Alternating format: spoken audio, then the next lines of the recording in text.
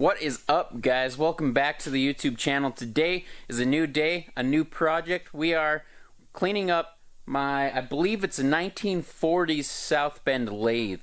It is a 9-inch swing, 4-foot bed. I actually got this from my grandpa, and the story is that he seeked this out, hunted for a long time to find this metal lathe, and back a few years ago, probably even 6 or 7 years ago now, we went up to where my grandpa lived, me and my father, and we packed up his shop because he wanted to pass it down to my dad.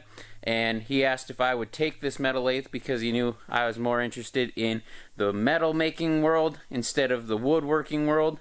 And I absolutely said yes. So this came with us, and that is this lathe. We're going to get her cleaned up today, hopefully make some adjustable feet for where it's going to go and live permanently. So we're going to do a little walk around here. If somebody out there knows more about this lathe than I do, I really don't know much, to be honest. I don't even know what year it is really. And if you know stuff about it, drop it down in the comments. I'd love to know. I tried to find some information online about it. There is not a ton, at least that I could find. So if you know a resource to find stuff out about this unit or whatever, that'd be great. Leave it down in the comments, like I said. So let's check it out. As you can see, it's been living in my dad's wood shop for a while and it's kind of dirty. We're going to work on, first project for this today is getting this all cleaned back up and looking a little nicer. I mean, I'm probably going to use it to cut some epoxy projects and stuff, so we'll probably get it dirty again, but we're going to clean it up and check everything out. But from what I can find or gather, it's from about the 40s. Cast iron legs, cast iron top. I believe the ways are cast iron as well. It seems pretty sturdy. Everything moves pretty good. There's a little bit of slop. I'm going to talk to our machinist at work. He loves these older machines. He's restored several much bigger machines than this one, but it may be worth talking to him and see if we can adjust some of this. I know he's planning to come over and help me get the ways and everything in the bed and all of that leveled and working properly. So, but overall, I mean, it doesn't feel like there's a lot of play in the head or the tailstock or any of that. I do have almost every accessory you can think of for this machine. My grandpa hunted them down and found them, so I have almost every collet out there, backing plates, everything for this thing. It's pretty crazy. They're all sitting in the truck still, locked up. We're going to actually hang them. He built a nice board system that will hang on the wall behind the lathe or next to it, about in this area here. With every single one, they all have a place. So we're going to start working on getting it cleaned up. It will do threading and all that, if you can tell. It's still a belt feed, or belt drive, I should say.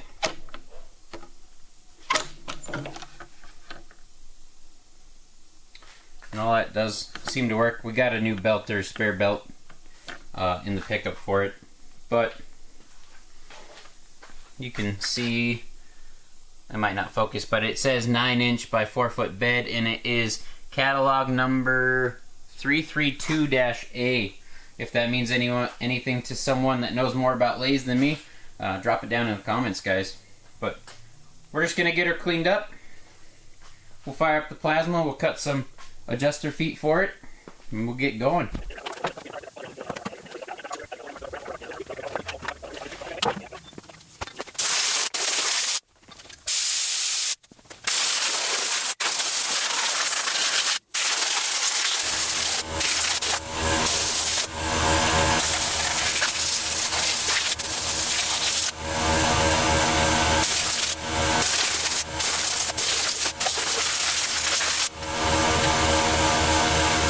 Alright guys, it's been about an hour. The camera shut off. I'm sure I got enough footage to kind of time-lapse what I was doing. I just went and hand wiped everything as much as I could and used the compressed air from the air compressor to blow as much stuff out as I could. I'm going to talk with our machinist and find out what kind of oil or grease is used to lubricate all the gears and different bearings on this. I do not know, and I'm sure he'll have a good idea of what to use. I also need to talk to him if there's a specific kind of oil I should use for keeping the ways lubed and that kind of stuff. But overall it is clean enough. I think for me it looks pretty good. I'm going to use it for epoxy, maybe some woodwork as well, so it will get dirty again. Definitely it'll have metal shavings all over it in no time. So let's check it out. A lot cleaner than it was. I got layers and layers off. You can see that there's some damage to the ways now. Well, you might not be able to. My camera's not focusing super good. But there's a little rust and stuff like that, and we might Scotch Brite and clean all these up before we finish calling it good enough. There's one brass slide missing. You can see on that other one. There's one missing here. I assume it would need it on all four corners, and I'm betting the screws broke off. So we'll see if we can get that and fix that, or if it's worth it. I don't know, but we shall figure all that out. Overall, it's not in too bad a shape, really. But we're going to fire up the plasma table and cut out the adjuster feet that I designed, and hopefully they'll work, and we'll get her set in place. It does look like, I'm guessing it can do forward and reverse. I'm guessing. I gotta find a manual or something on this and go through it all, but I'm excited to use it, hone my skills with the lathe, learn some stuff, so make some cool stuff. So we're gonna get the plasma cutter going here this morning and get going.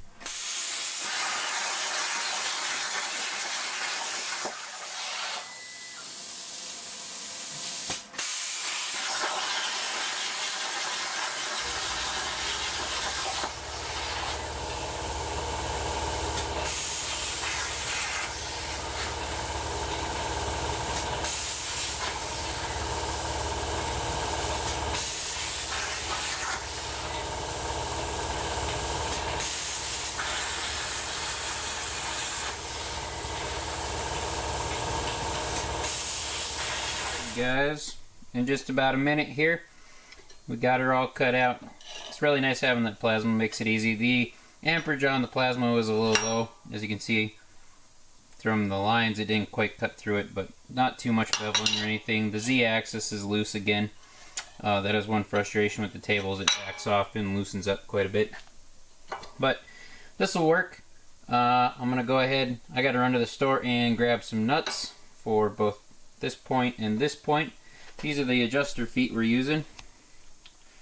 I just found them on Amazon. They're rated for, I think, 200 pounds a piece. They're an M12. So we'll go ahead and do that. Basically, this is how it will sit, just like the legs on this table.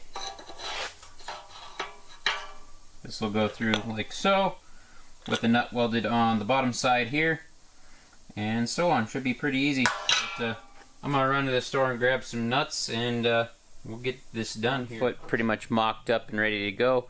As you can tell, this is it right here. It's bent up. It's not fully welded or anything yet. I want to go ahead and lift the lathe up with the engine hoist, make sure this will fit right and work like I think it should, and then I'll go ahead and finish welding everything up and cut the other three. So we're gonna go ahead and throw this on there, make sure everything's gonna line up correctly for one, and we'll go from there. So, alright guys, let me show you what I got going here. Those are my adjustable feet I found. This is the mount plate that I made. Basically what will happen is those tabs just keep this aligned so it can't fall off or something weird. Keeps the bolt kind of lined up there. And then off the back, see where the leg sits? That bolt will pull some tension towards the back and help it stay perfectly aligned up front here.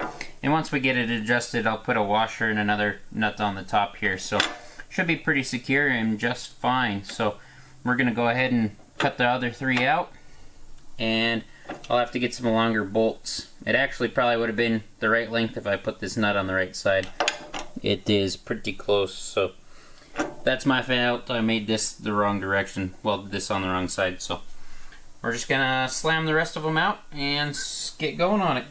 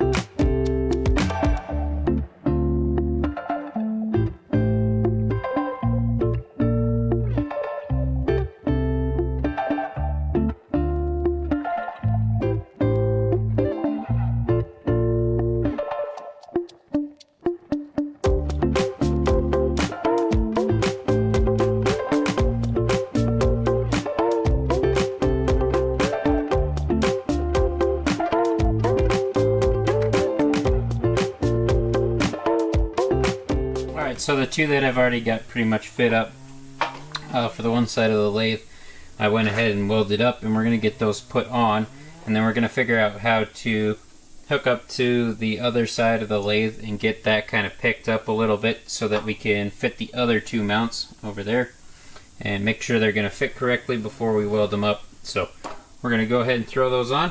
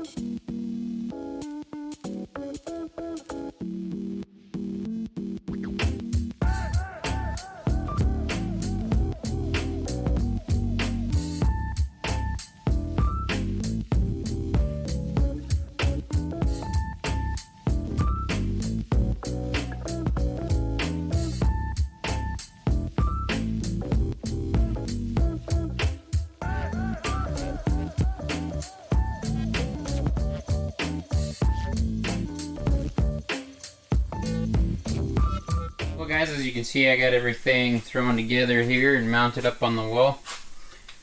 Not as much attachments as I remember, but we have plenty of stuff to do quite a bit with it. Just for fun, I just threw a piece of aluminum in there, threw my dial indicator on, and it's within 1 thou if you spin it over. I don't know if you'll be able to see it real good on there, but this probably isn't the best way to test it, but I was just curious. I'll probably do some other measuring and whatnot, but overall I'm excited to learn how to use it and get making stuff with it. But yeah, guys, we'll throw something on the lathe and make it eventually here. Looks like somebody tried to break into the shop yesterday, so I'm going to go ahead and do some stuff to help prevent that happening again and get some cameras up and stuff. So we're going to end it here on the lathe video, guys. Hope you guys enjoyed watching it. It wasn't very interesting probably, but thanks for watching.